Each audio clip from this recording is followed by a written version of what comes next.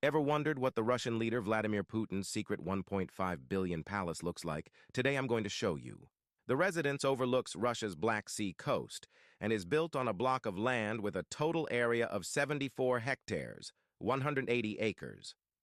The airspace around the palace, see image, is regulated as Prohibited Special Use Airspace P-116, i.e. a no-fly zone, which the Russian Federal Security Service, FSB, stated was to protect an FSB border post in the area from increased foreign intelligence activity.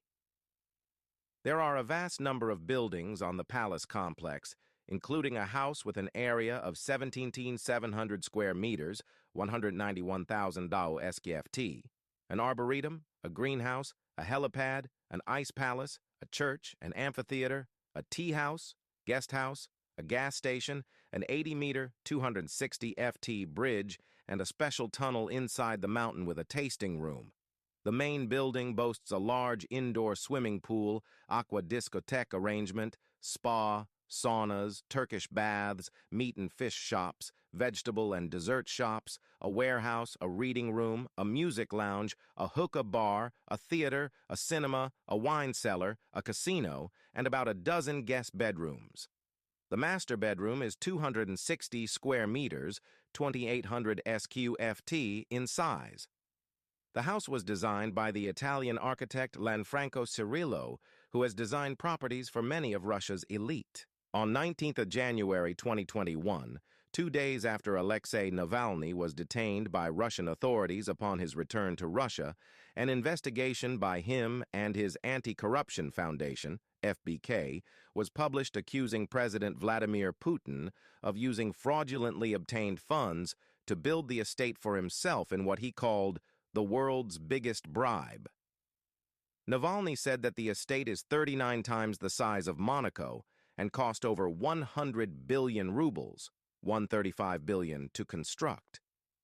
His video showed aerial footage of the estate via a drone and a detailed floor plan of the palace that Navalny said was given by a contractor, which he compared to photographs from inside the palace that were leaked onto the internet in 2011. He also detailed an elaborate corruption scheme, allegedly involving Putin's inner circle, that allowed Putin to hide billions of dollars to build the estate. After Navalny's arrest and the release of his video, protests in support of Navalny began on 23 January 2021.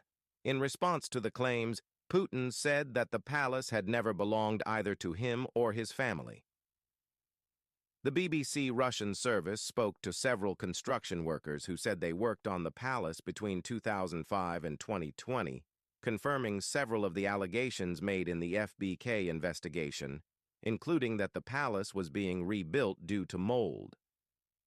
In January 2022, the FBK leaked 479 photographs of the palace while it was under construction. The photographs show the exterior and interior of the house, including photographs of rooms that were described as a strip club and a hookah lounge.